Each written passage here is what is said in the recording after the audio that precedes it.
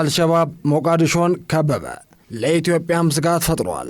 ሰላም እንደምላችኋል ክብራትና ክብራን የተፎከስ ቤተሰቦች፣ የዕለቱን ዜና ይዤላችሁ ቀርብ ያለው። ለቻናላችን አዲስ ከሆናችሁ ቪዲዮአችንን ላይክ፣ ቻናላችንን ሰብስክራይብ በማድረግ አብራችሁን ሁኑ። አልሸባብ ሞቃዲሾን ከበበ፣ ለኢትዮጵያም ስጋት ፈጥሯል። በደቡብና መካከለኛ ሶማሊያ ዳግም የተቀሰቀሰው የአልሸባብ መልሶ ማጥቃት የመንግስት ሰራዊትን ላለፉት 3 ዓመታት በከባድ መስዋዕትነት በቁጥጥር ስር የዋላቸውን ግዛቶች እንዲለቅ በማድረግ ዋና ከተማይቱን ሞቃዲሾ ላይ ከባድ ጥቃት ሊደርስ ይችላል የሚል ስጋት ተፈጥሯል። ባገኘው አጋጣሚ ሁሉ ኢትዮጵያ ላይ ዛቻ የሚሰነዝረው አልሸባብ በዚህ ፍጥነት መገስገሱ ደግሞ በሰላም አስከባሪ ሀገር ድረስ ዘልቃ የገባችውን ኢትዮጵያ ላይ ስጋት ተነግሯል። የሶማሊያ ጦር የሚደግፉ የአሜሪካ የቱርክና የኢትዮጵያ አየር ኃይሎች ተደጋጋሚ የአየር ድብደባዎች ቢያደርጉም አልሸባብ ግን ማንሰራራቱ አልቀረም። ታጣቂዎቹን ከተሞችን የሚያገናኙ መንገዶች የቆረጡ ሲሆን የጦር መሳሪያ የጫኑ ተሽከርካሪዎች ወደ ሞቃዲሾ ለማስገባት የሚያስችሉ ድልድዮችን በቁጥጥር ስራቸው ላይ አውለዋል። ከዚህም በተጨማሪ ፕሬዝዳንቱ ያጀቡ መኪኖች ላይ ጥቃት ፈጽመዋል። እንዲሁም በመንግስት ቁጥጥር ስር ያሉ ቁልፍ ቦታዎች ላይ ጫና ፈጥረዋል። ሁኔታዎችን የበለጠ የሚወሳስብ ደግሞ መንግስት ከምንጊዜም በላይ ለአደጋ የተጋለጠ መሆኑ ነው። አልሸባብን ለመውጋት ይረዳል የተባለው የአፍሪካ ህብረት ተልዕኮ በገንዘብ እጥረትና ወሳኝ በሆነ የሽግግር ወቅት ፖለቲካ አለመግባባት ቅርቃር ውስጥም ገብቷል።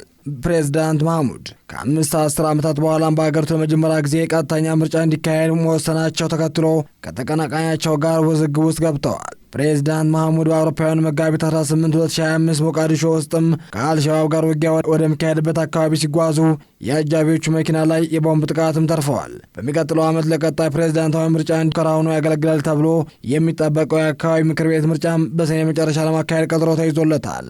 የፕሬዝዳንቱ ተቀናቃኞችም የዚህ ዕድል አዋጭነትና ጥያቄ እያነሱ ባሉበት ወቅትም መንግስት ተጨማሪ ቦታዎች ላይ በአልሸባብ መነጠቅ የሚያስችል ሁኔታ የበለጠ ገዝፎ መታየት ጀምረዋል። ይህ በእንዲህ እንዳለም በፌዴራል መንግስትና በክልሎች መካከል ያለው ስር የሰደደ ስልጣን ሽኩቻ የሰላምና የአገር ግንባታ ሂደቱንም ማደናቀፉ ቀጥሏል። የሶማሊያ መገናኛ ብዙሃን ጥቃት የደረሰው ፕሬዝዳንት ሐሰን ሼክ መሐመድና በፖለቲካ ተቀናቃኛቸው መካከል የተፈጠረው አለመግባባትን ተከትሎ ለሶማሊያ አፍሪካ ህብረት ተልዕኮ የዓለም አቀፍ ድጋፍ እያሽቆለቆለ በመምጣቱ እንዲሁም በብሔራዊ ጦር ሰራዊት ውስጥ ያሉ ደካማ አደረጃጀቶች በመኖር ነው ይላሉ። የአልሸባብ ጥቃት በየካቲት ወር ላይ በከፍተኛ ደረጃ ተጠናክሮ የነበረ ሲሆንም ትኩረቱ በዋና ከተማ ሞቃዲሾ አጎራባች በሆኑ እና በመካከለኛው ኢራን ክልል አካባቢዎች በሚገኙ የታችኛውና መካከለኛው ሸበሌ ላይ አድርጎ ነበረ።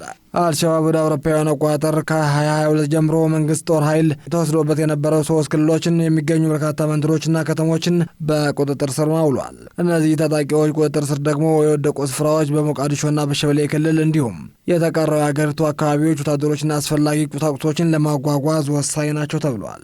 በአልሸባብ ከባድ ጥቃት የደረሰባቸው አካባቢዎች አንዱ መካከለኛው ሸበሌ ሲሆን እስከ ሚያዝያ 16 ድረስ ለሰራዊቱና ለሎጂስቲክ ማዕከል ሆና ያገለገለች አንዷ የአባል ጨምሮ በርካታ መንደሮችን እንዲሁም ከተሞች ቁጥጥር ስር ማድረግ ችሏል ተብሏል።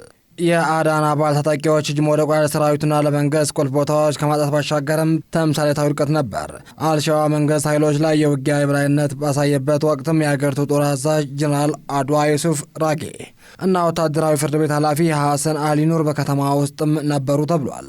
ከተማዋ በአልሸባብ ቁጥጥር ስር ከወደቁ 1 ወር በፊትም ፕሬዝዳንት መሐሙድ በስፍራው የሚገኙ ወታደሮችን አግኝተው ንግግር አድርገው ነበር። አልሸባብ የጦር አዛዡ ተቀምጦባት የነበረች ከተማ በቀላሉ በእጁ ማስገባት መቻሉም ለፕሮፓጋንዳነት ተጠቅሞበታል። አልሸባብ መካከለኛ ሸበሌ ከሞቃዲሾና ከመካከለኛው ሶማሌ ክልል ጋር የሚያገናኘው በርካታ መንገዶችን ቆርጧል። ከዚህ መካከል የክልል ዋና ከተማ ጁሃርና የባላንድ ከተማን የሚያገናኘው ዋና መንገድም ይገኝበታል። ይህ መንገድም ሞቃዲሾን ከመካከለኛው ሸበሌ ኢራን እና ጋልጎዱድ ከሚገኝበት በርካታ ከተሞችም ጋር ያገናኛል ተብሏል።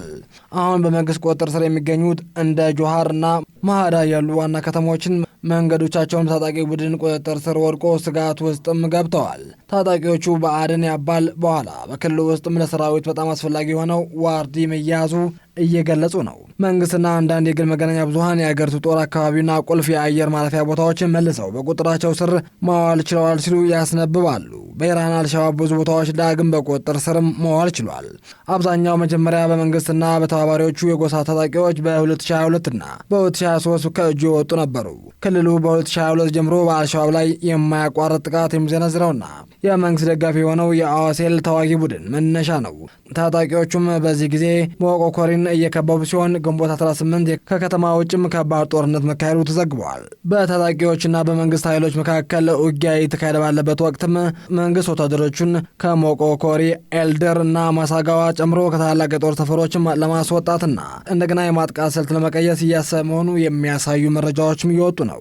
አልሸባብ የጭነት መኪናዎችን የሸበሌ ወንዝን አቋርጠው ወደ ሞቃዲሾ ለመግባትና ለመውጣት የሚጠቀምባቸውን በታችኛው ሸበሌ፣ አውድግሌ፣ ባሪሬ፣ ሳቢድ እና አኖሌ የሚገኙ ቁልፍ ድልድዮችን ተቆጣጥሯል። ከቅርብ ዓመታት ወዲህም በሞቃዲሾ የሚደርሰው ከባድ አልሸባብ የአጥፍቶ ጠፊ ጥፋት ከቀነሰባቸው ዋና ዋና ምክንያቶች አንዱ የመንግስት ኃይሎች ታጣቂዎቻቸውን ከእነዚህ አካባቢዎችን በማስወጣትም ነበር ተብሏል። አሁን ግን ቡድኑ መልሶ በቁጥጥር ስር ስለዋላቸው ከተማዋን እንደገና ለጥቃት የተጋለጠች ስትሆን ውጤቱም ቀድሞውኑ ሊገመት የሚችል ሆኗል ተብሏል።